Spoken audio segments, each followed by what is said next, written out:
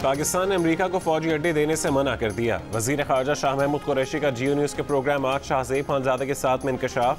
कहा, फौजी अड्डों की तलाश अमरीका की ख्वाहिश हो सकती है। तमाम सियासी जमातों को ब्रीफिंग में कह चुके कि हमारा कोई ऐसा इरादा नहीं। कहा, हम अफगानिस्तान से अमरीका के फौजी इनखला के साथ चाहते हैं कि अमल भी आगे बढ़े।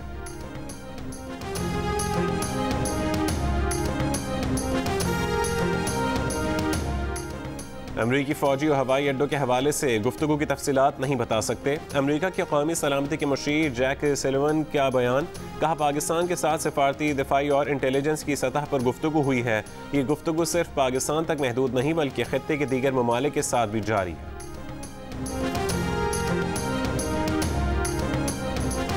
बहरकी के करीब ट्रेन का खौफनाक हादसा, 55 अफराद की जान ले गया। मिल्लत एक्सप्रेस की कई बोगियां पटरी से उतरकर दूसरे ट्रैक पर जा गिरी। मुसाफिर नागहानी से संभल भी ना पाए थे कि 2 मिनट बाद ही सर सईद एक्सप्रेस गिरने वाली बोगियों से टकरा गई। हादसे में 100 से ज़्यादा मुसाफिर जख्मी। मिल्लत एक्सप्रेस की 13 बोगियां रात 3:38 पर ट्रैक से उतरी। सर सैयद एक्सप्रेस 3:40 पर टकराई, जिससे उसका इंजन और 2 बोगियां भी ट्रैक से उतर गईं। मिल्लत एक्सप्रेस कराची से सरगोदा और सर सैयद एक्सप्रेस रावलपिंडी से कराची जा रही थी।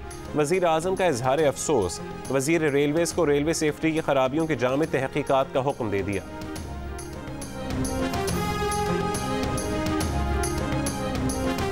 वफाकी वज़ीर इत्तलात फवाद चौधरी ने रेलवे हादसात का जिम्मेदार नून लीग और पीपल्स पार्टी को करार दे दिया। कौमी असम्बली में इजहार ख्याल करते हुए कहा कि नून लीग और पीपल्स पार्टी रेलवे में सरमायाकारी करते तो आज हादसात ना होते। नवाज शरीफ की हुकूमत ने रेलवे ट्रैक ही खरीद लिए। ऑरेंज ट्रेन लाइन पर खर्च किया गया पैसा रेलवे पर खर्च होता तो हादसात का सामना ना करना पड़ता। जियो न्यूज़ के प्रोग्राम आज शाहज़ेब खानज़ादा के साथ में मजीद कहा कि हुकूमत ने रेलवे लाइनों का नहीं बल्कि इंजनों का बजट कम किया है।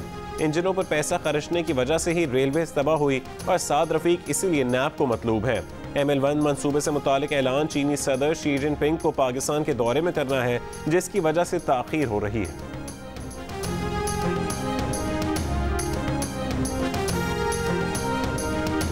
वज़ीर इत्तलात साहब, अपने करतूतों का जायजा लें। आपकी वजह से रेलवे तबाह हो गई है। साबिक वज़ीर रेलवे साद रफ़ीक का फवाद चौधरी को जवाब। जियो न्यूज़ के प्रोग्राम आज शाहज़ेब खानज़ादा के साथ में कहा कि हुकूमत ने सिर्फ रेलवे इंजनों को ही का नहीं, रेलवे लाइनों का बजट भी कम किया है।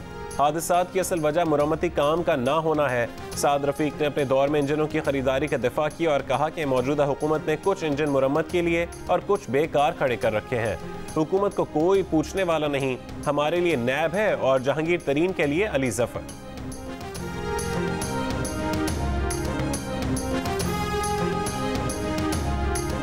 हादसे का जिम्मेदार कौन? रेलवे हुकाम ने एक दूसरे पर जिम्मेदारी डालना शुरू कर दी। Deputy superintendent railway Sukkur Tariq Latif ने बताया कि रेलवे का ट्रैक काफ़ी पुराना है। कई बार इक़दाम करने के लिए महकमे के आला हुकाम को लिखा पर कुछ न हुआ। चीफ इंजीनियर का 4 जून का ख़त भी सामने आ गया। DS रेलवे सखर को लिखा कि आपको मुरम्मत के लिए तमाम वसाइल फराहम कर दिए गए हैं। मंजूर शुदा बजट से ज़्यादा मशीनें, रकम और सामान मुहैया किया गया। आपने तमाम वसाइल मिलने के बावजूद अब तक मुरम्मत का काम शुरू क्यों नहीं किया? आपकी इस नाअहली से किसी भी वक्त कोई बड़ा हादसा हो सकता है। जवाब में DS रेलवे ने कहा कि जितने पैसे मांगे थे वो नहीं मिले। 100 रुपए का काम 1 रुपए में नहीं होता। गुड्डे गुड्डी का खेल नहीं है। हज़ारों लोगों की जिंदगियां दाव पर लगी होती हैं।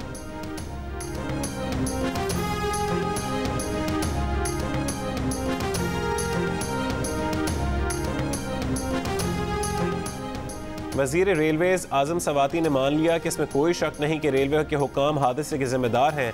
कहा कि सखर डिवीज़न का ट्रैक बहुत ख़तरनाक है। 3 दिन कबल DS रेलवे सखर ने वाज़े कर दिया था कि वो इस ट्रैक पर ट्रेनों को नहीं चला सकते।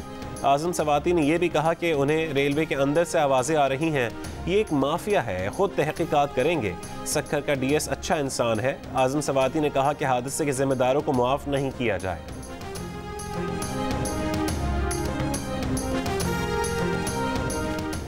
रात की तारीकी, गुमनाम मकाम और खौफनाक हादसा। मिल्लत एक्सप्रेस की 13 बोगियों में सवार मुसाफिरों पर क़यामत गुजर गई। फौरी इमदादी कार्रवाई शुरू नहीं हो सकी। इमदादी टीमों को पहुंचने में ताख़ीर हुई। ऐनी शाहिदीन के मुताबिक 2 घंटे तक कोई मदद को ना पहुंचा। लोग जख्मियों को चिंची और ट्रैक्टर ट्रॉली में डालकर अपनी मदद आप के तहत अस्पताल ले जाते रहे। कुछ मुसाफिर ट्रैक्टर ट्रॉलियों में सवार होकर हादसे की जगह से अपनी मंजिल की तरफ रवाना हुए। बिलावल भुट्टो जरदारी का ट्रेन हादसे पर वजीर आजम और वजीर रेलवे से मुस्ताफी होने का मुतालबा। कहा, वजीर आजम तो कहते थे कि जब ट्रेन हादसा हो तो वजीर और वजीर आजम को मुस्ताफी हो जाना चाहिए। वजीर इत्तलात ने हादसे पर अफसोस का इजहार किया। हमें अफसोस का इजहार नहीं, जवाब चाहिए कि इस हुकूमत में ट्रेन के इतने हादसा क्यों हो रहे हैं। 4 बजे तक अवाम मदद के मुंतजर रहे, कोई नहीं पहुंचा। वजीर रेलवेज को भेजने के लिए वजीर आजम को ट्वीट करने पड़े।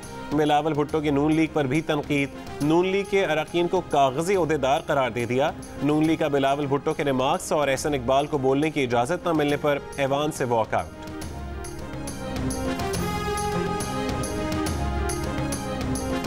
सक्खर डिवीजन में 13 मकामात पर ट्रैक की हालत ठीक न होने के तहरीरी रिपोर्ट के बावजूद मुजरमाना गफलत क्यों बरती गई। शहबाज शरीफ का हुकूमत से सवाल। वाक़े की गैर जानबदाराना तहकीकात का मुतालबा। मौलाना फजल रहमान बोले, ट्रेन हादसों की रोकथाम तभी मुमकिन है जब गफलत के मुर्तकिब अफराद को सजा दी जाएगी। अमीर जमात इस्लामी सिराजुल हक ने कहा कि 1 साल में ट्रेन के 137 हादसात हुए, हुकूमत खामोश तमाशाई बनी हुई है। कौमी इक़्तिसादी काउंसिल ने बजट अहदाफ की मंजूरी दे दी। वफाकी तरक्याती बजट 900 अरब रखने की मंजूरी दी गई। सूबों का तरक्याती बजट 1202 अरब रुपए रखने, आइंदा माली साल के लिए सालाना शरह नमू 4.8% मुकर्रर करने की मंजूरी दे दी गई। वज़ीर आला सिंध मुराद अली शाह का कौमी इक़्तिसादी काउंसिल में सूबे के लिए कम तरक्याती बजट रखने पर एहतजाज। कम तरक्याती बजट पर इख्तिलाफी नोट जमा करवाने का फैसला। इजलास के बाद प्रेस कॉन्फ्रेंस करते हुए मुराद अली शाह ने कहा कि सिंध के साथ शदीद नाइंसाफ़ी हो रही है। सिंध को पहले से कम बजट दिया जा रहा है। 4 साल पुरानी स्कीमों के लिए वही बजट है। सूबों से मुशावरत नहीं की गई, वफाक में बैठ कर फैसले किए गए।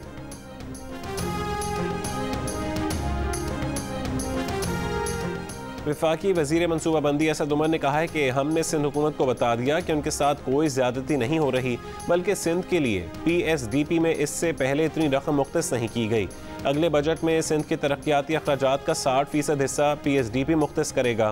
प्रोग्राम आज शाहजेब खानजादा के साथ गुफ्तगू में उनका कहना था कि सक्खर मोटरवे के लिए वफाकी हुकूमत अरबों की सब्सिडी दे रही है।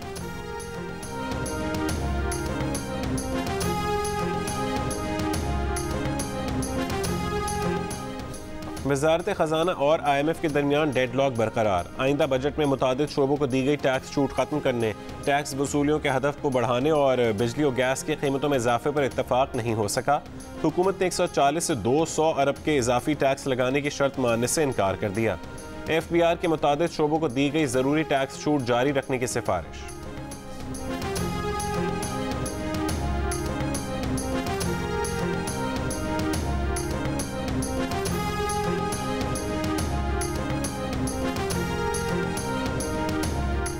वज़ीर आज़म इमरान खान ने कम लागत घरों की आवाम तक रसाई के लिए दरख्वास्तों की वसूली के लिए मोबाइल यूनिट का इफ्तिताह कर दिया। मोबाइल यूनिट कम लागत रिहायशी मंसूबों के लिए कर्जों के हुसूल में सहूलत फराहम करेगा। Mobile unit prime minister housing scheme के तहत कर्जों के लिए 1 विंडो ऑपरेशन फराहम करेगा। यूनिट इब्तदाई तौर पर रावलपिंडी, इस्लामाबाद और गिरदोनवा में सहूलत फराहम करेगा।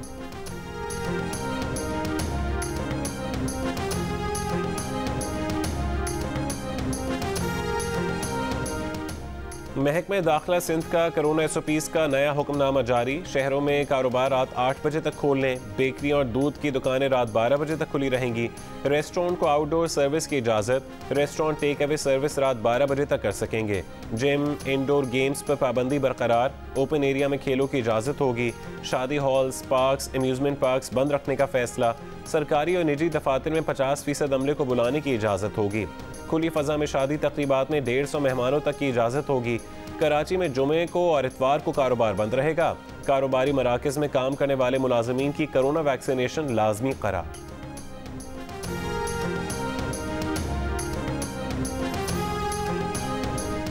लाहौर के क़ज़ाफ़ी स्टेडियम में बैंक ऑफ पंजाब के ताउन से पहला drive through corona vaccination centre कायम कर दिया गया।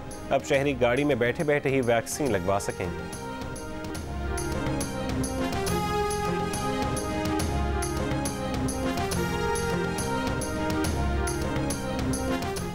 वज़ीर आज़म इमरान खान और बरतानवी वज़ीर आज़म बोरिस जॉनसन के दरमियान टेलीफोनिक राबता, दोनों रहनुमाओं का दो तरफ़ा ताल्लुकात, अफ़गान अमन अमन पर तबादला ख़याल। वज़ीर आज़म इमरान खान ने कहा कि अफ़गानिस्तान में तनाज़े का कोई फ़ौजी हल नहीं, बातचीत के ज़रिए तनाज़े का सियासी हल ही आगे बढ़ने का वाहिद रास्ता है। वज़ीर आज़म इमरान खान ने कहा कि बरतानिया पाकिस्तान को सफरी पाबंदी वाले ममालिक की रेड लिस्ट में रखने के फैसले पर नज़रसानी करे।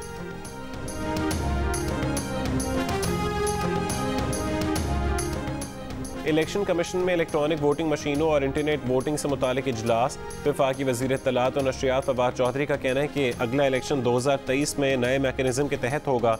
इंतखाबी इस्लाहात के अमल के लिए ऑपोजिशन को अपना किरदार अदा करना होगा। चाहते हैं कि ऑपोजिशन इलेक्ट्रॉनिक वोटिंग बिल पर साथ बैठे। शिबली फराज इस हफ्ते इलेक्शन कमीशन में इलेक्ट्रॉनिक वोटिंग मशीन का अमली मुजाहरा करेंगे।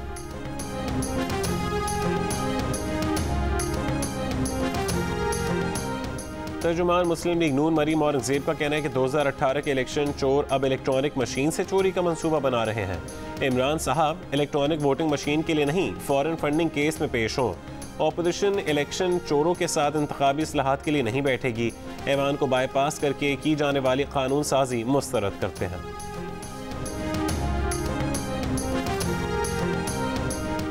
बलूचिस्तान के ज़िला वाशुक की सब तहसील माशकील में वेल्डिंग की दुकान में गैस सिलेंडर का धमाका, 8 अफराद जान बहक हो गए।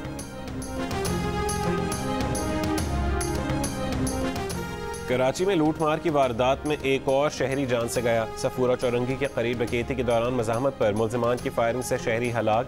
पुलिस के मुताबिक मकतूल अपनी अहलिया के हमरा गाड़ी में सवार था। मुल्ज़िमान ने असलहे के जोर पर मोबाइल फ़ोन्स और 3 अंगूठियाँ छीन ली। इस दौरान मज़ाहमत पर मुल्ज़िमान की फायरिंग से शहरी हलाक हो गए।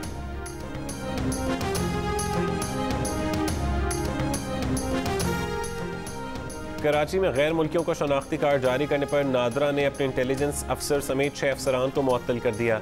वज़ारत दाखिला का जाली शनाख्ती कार्ड्स के इजरा पर बड़े पैमाने पर तहकीकात का फैसला।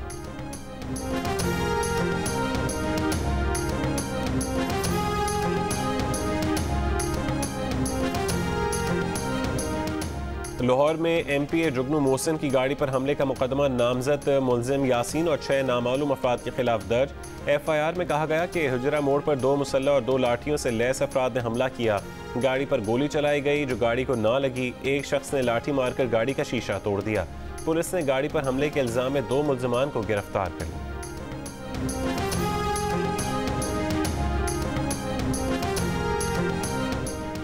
जिंदगी ट्रस्ट की सिफारिशात पर सिंध हुकूमत का असातिज़ा की कारकर्दगी जांचने के लिए सालाना रिपोर्ट यानी ACR में तब्दीली का फैसला।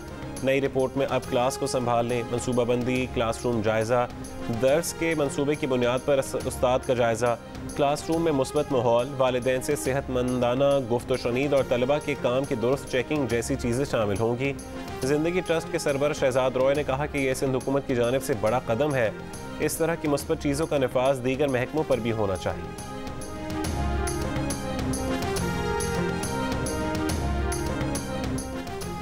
वज़ीर आज़म ने मुल्क में पोलियो मुहिम का इफ्तिताह कर दिया। 5 साल तक के 3 करोड़ 30 लाख से ज़्यादा बच्चों को पोलियो से बचाव की वैक्सीन पिलाई जाएगी। रवां साल अब तक सिंध और खैबर पख्तूनख्वा में पोलियो का कोई केस सामने नहीं आया। बलोचिस्तान के क़िला अब्दुल्ला में पोलियो का एक केस रिपोर्ट किया गया है।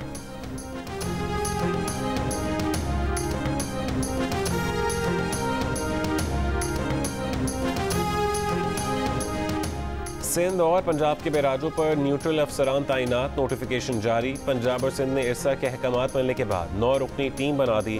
टीम रोजाना की बुनियाद पर पानी की आमद और अखराज चेक करेगी। पंजाब असम्बली में कायदे हिज़्ब इख्तिलाफ हमजा शहबाज इन हाउस तब्दीली के लिए मुतहरिक हो गए। मुख्तलिफ पार्टी रहनुमाओं को हिदायत की है कि जायज़ा लिया जाए कि अगर वो पंजाब में इन हाउस तब्दीली की कोशिश करते हैं तो उनका क्या स्कोर होगा। नून लीग के रहनुमा इन हाउस तब्दीली की टाइमिंग पर भी मुशावरत करेंगे और हम ख्याल अरकान को बजट के दौरान गैर हाजिर रहने पर कायल करेंगे।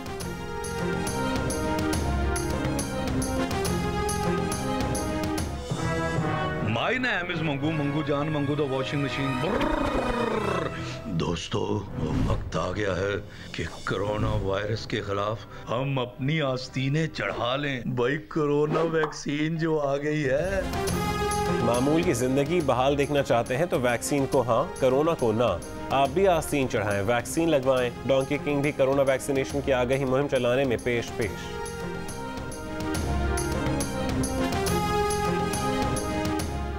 PSL 6 के बकिया मैचेस में सिर्फ एक दिन का और इंतजार। पेशावर ज़ल्मी के डेविड मिलर का कहना है कि वो टीम की ज़रूरत के मुताबिक अपना किरदार अदा करने की कोशिश करेंगे। मुल्तान सुल्तान्स के ब्लेसिंग मुजारबानी का कहना है कि PSL में शिरकत से जिम्बाब्वेन क्रिकेट टीम को फ़ायदा होगा। मुल्तान सुल्तान्स के शाहनवाज धनी का कहना है कि PSL का टॉप बॉलर बनना टारगेट है।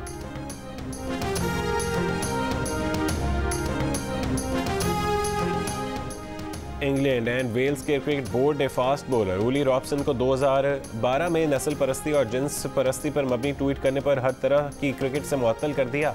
इंग्लैंड के वज़ीर आज़म और वज़ीर सकाफत का कहना है कि इंग्लिश क्रिकेट बोर्ड ने बहुत सख्त फैसला किया, फैसले पर दोबारा सोचना चाहिए।